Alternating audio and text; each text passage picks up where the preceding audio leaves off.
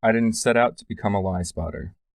I am neither a scientist nor a psychologist, and I never imagined I would spend 3 years researching deception, then develop a system we can use to protect ourselves from it. But I learned that the average person is lied to close to 200 times a day. I learned that we are no better than monkeys at determining fact from fiction. And I learned that none of the sophisticated lie detection techniques used by security experts and government agents had been adapted for everyday professional use. It seemed almost criminal not to make it my business to make sure that everyone has access to this invaluable new tool. The 90s began on January 1st of 1990, except for the fact that of course they did not. Decades are about cultural perception, and culture can't read a clock.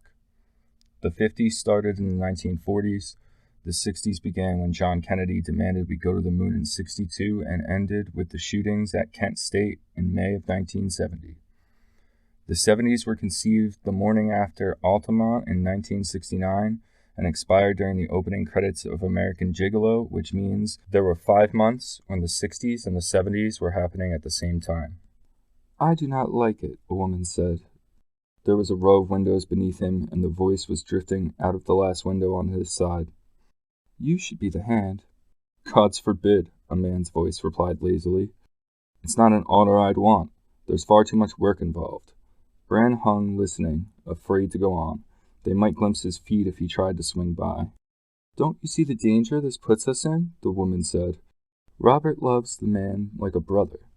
Robert can barely stomach his brothers. Not that I blame him. Stannis would be enough to give anyone indigestion."